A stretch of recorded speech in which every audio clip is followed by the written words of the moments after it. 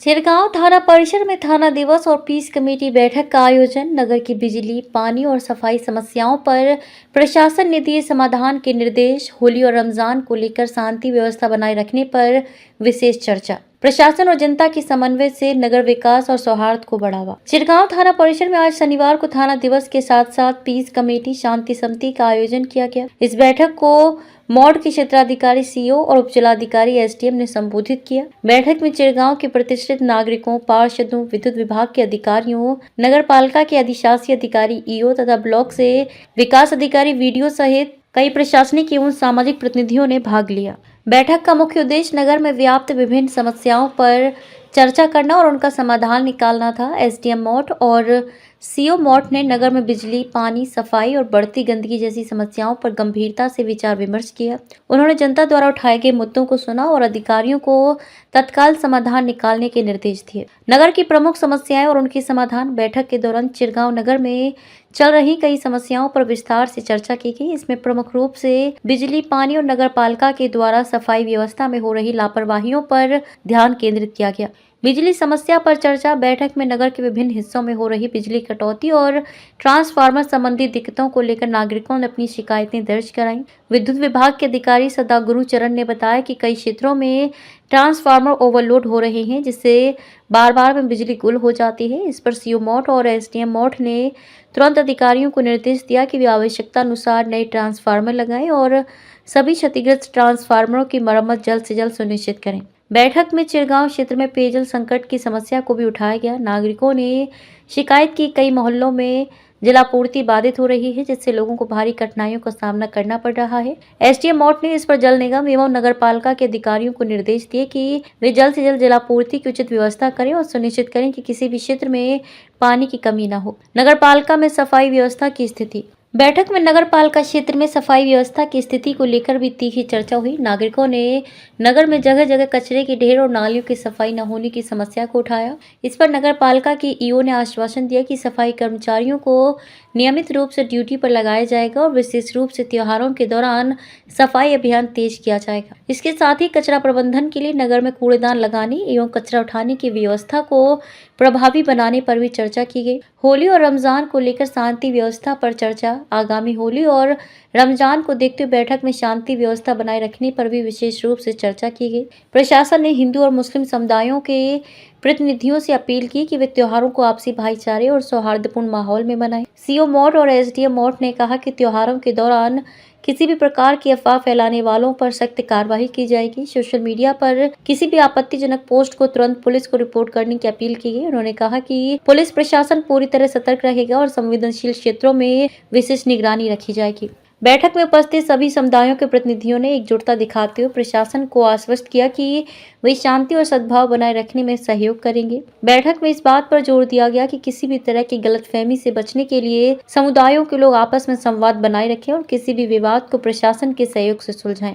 बैठक में नगर के प्रतिष्ठित नागरिकों, जनप्रतिनिधियों और सामाजिक कार्यकर्ताओं ने भी अपने विचार व्यक्त किए। भवानी गुप्ता ने कहा कि चिरगांव में नागरिक सुविधाओं में सुधार की बहुत आवश्यकता है और प्रशासन को इस ओर विशेष ध्यान देना चाहिए। उन्होंने विशेष रूप से जल समस्या पर जोर देते हुए कहा कि प्रशासन को पेयजल संकट को दूर करने के लिए दीर्घकालिक योजना बनानी चाहिए। प्रकाश नारायण सैनी ने सफाई व्यवस्था में सुधार की आवश्यकता पर बल दिया। उन्होंने कहा कि नगर पालिका को नियमित रूप से सफाई करवानी चाहिए और गंदगी फैलाने वालों पर जुर्माना लगाना चाहिए। रामू नेता ने त्योहारों के दौरान शांति और सौहार्द बनाए रखने की अपील की। उन्होंने कहा कि होली और रमजान दोनों महत्वपूर्ण पर्व हैं और हमें इन्हें मिलजुल कर मनाना चाहिए। राजू दीवान ने पुलिस प्रशासन से यह अनुरोध किया कि त्योहारों के दौरान असामाजिक तत्वों पर विशेष नजर रखी जाए और कहीं भी कानून व्यवस्था बिगड़ने की आशंका हो तो तुरंत कार्रवाई की जाए। शिवरात्रि मास्टर ने बिजली कटौती की समस्या पर बात करते हुए कहा कि कई बार बिजली विभाग की लापरवाही के कारण घंटों तक बिजली गुल रहती है, जिससे आम जनता को परेशानी होती है। उन्होंने प्रशासन से मांग की कि इस समस्या का स्थायी समाधान निकाला जाए।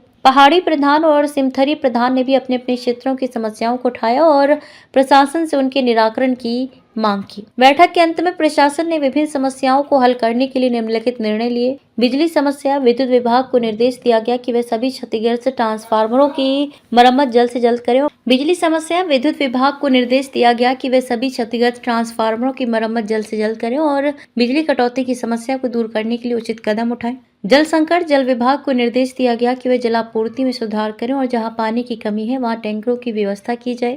सफाई व्यवस्था, नगरपालिका को विशेष सफाई अभियान चलाने के निर्देश दिए गए और नियमित सफाई सुनिश्चित करने पर जोर दिया गया। शांति और सुरक्षा, पुलिस प्रशासन को विशेष सतर्कता बरतने और अफवाह फैलाने वालों पर सख्त कार्रवाई करने के निर्देश दिए गए। जनता से समन्वय, नागरिकों से अपील की गई कि वे किसी भी समस्या या विवाद की स्थिति में प्रशासन से संपर्क करें और अफवाहों पर ध्यान न दें। बैठक का समापन और आभार व्यक्त। बैठक का समापन प्रशासन द्वारा उपस्थित सभी गणमान्य व्यक्तियों और अधिकारियों के प्रति आभार व्यक्त करने के साथ हुआ। एसडीएम मौट और सीओ मौट ने सभी नागरिकों को आश्वासन दिया कि उनकी समस्याओं का शीघ्र समाधान किया जाएगा और प्रशासन जनता के साथ मिलकर नगर को एक बेहतर स्थान बनाने के लिए निरंतर प्रयासरत रहेगा। इस बैठक में नगर में प्रशासन और जनता के बीच संवाद स्थापित करने और समस्याओं के समाधान के लिए ठोस कदम उठाने का एक सशक्त मंच प्रदान किया। झांसी उत्तर प्रदेश से नासिर खान की रिपोर्ट। देखते रहिए आपका अपना चैनल आंचलिक खबरें, अपनों की खबर आप तक। कोई समस्याएं हैं, मैं निवेदन करूंगा प्रशासन से कि वो छोटी मोटी समस्याएं हम लोगों की हैं, जिन्हें उनका निदान यदि करेंगे तो यहाँ की जनता को और ज्यादा सुविधा मिलेगी। जैसे कि जय साहब बैठे हैं, विद्युत विभाग की कटौती इस समय सबसे ज्यादा हो रही है, मिलती रहे।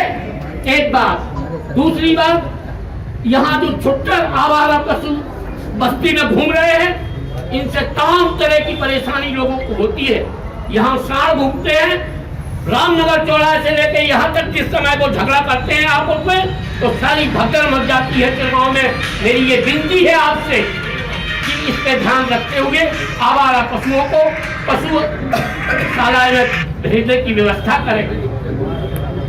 और तीसरी व्यवस्था ये है कि जलकर जो कम से कम गाँव में 20 जगह 25 जगह लीकेज चल रही है, हम लोगों को गंदा पानी पिलाया जा रहा है।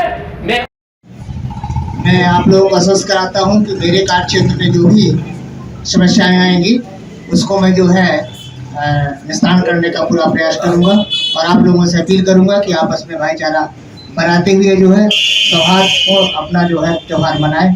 जय हिंद, जय भारत।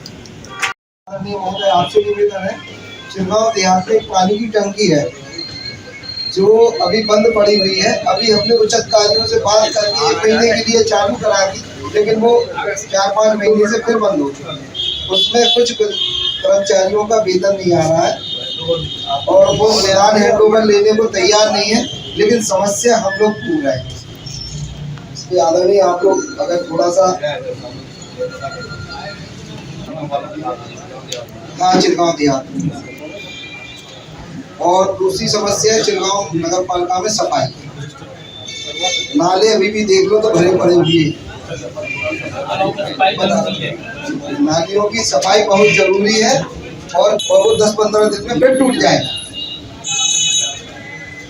और मेन रोड पर सिंधी किराने की दुकान से लेके वहाँ तक खुला नाला है, उसमें कई बार गाय गिर चुकी हैं। इधर तक कि चिरगांव का एक सम्मानित व्यक्ति उसमें गिर के दलदल में दब के मर भी चुका है, लेकिन आज भी वो नाला खुला पड़ा हुआ है। निवेदन है महोदय, किसी जान हानि का नुकसान ना हो। हमारी बातों का जो अंतिम निष्कर्ष है वो ये है कि जो होली का त्योहार है और उसी दिन नमाज भी है, तो हमको बड़ा अच्छी तरीके से शांति के साथ सौहार्दपूर्ण रूप से इस त्योहार को मनाना है। और विगत वर्षों की बात ही यही संदेश देना है कि कोई भी किसी भी तरह की घटना ना होने पाए और